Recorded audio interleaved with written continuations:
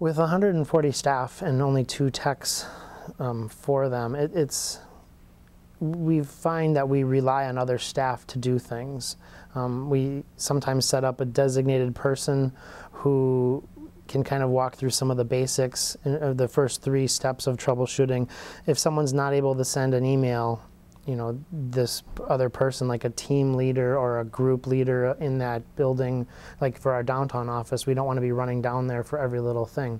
So we might set up a designated person to try to, you know, do a couple troubleshooting steps first and see if they can resolve the issue.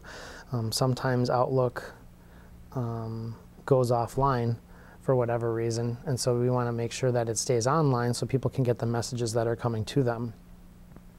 We also try to remote in to workstations whenever we can, and then we can kind of see what they're doing, and they can give us that example. And that, while it doesn't give personal attention, you know, one-on-one attention, which people here like, it does get their problems solved quickly, and so they are able to understand that, you know, in order to meet the needs of everyone and solve problems quickly, sometimes we'll remote in rather than coming up to their cube and seeing, or their office, and seeing what's going on.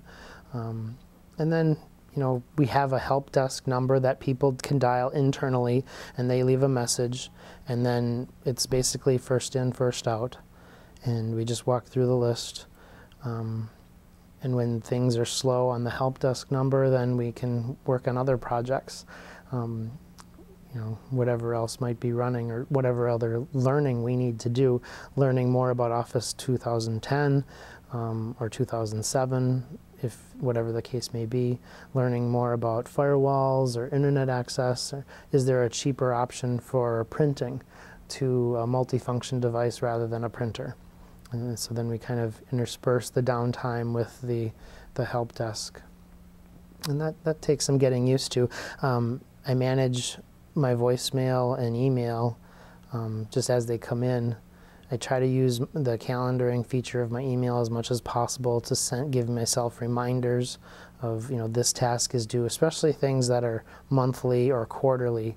To set up a reminder for that is pretty easy. So that helps keep me on task. But then, you know, the last thing I want to do is sit at my computer for 8 hours a day. So probably every couple hours I get up and walk around, get a cup of coffee, talk to a couple people, see what's going on. I'm also this year trying to talk more with department heads and getting an idea as to what they need or how they feel the technology we have is serving their staff. And I don't want that to be a free-for-all.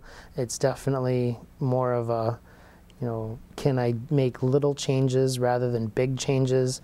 I don't want people to feel that, you know, everyone's going to get the new HTC phone because it's a Wi-Fi hotspot and it can do everything for them. You know, well, we have the reality of cost with that, and we wait and see, you know, what we can do before, you know, make smaller changes rather than big sweeping changes.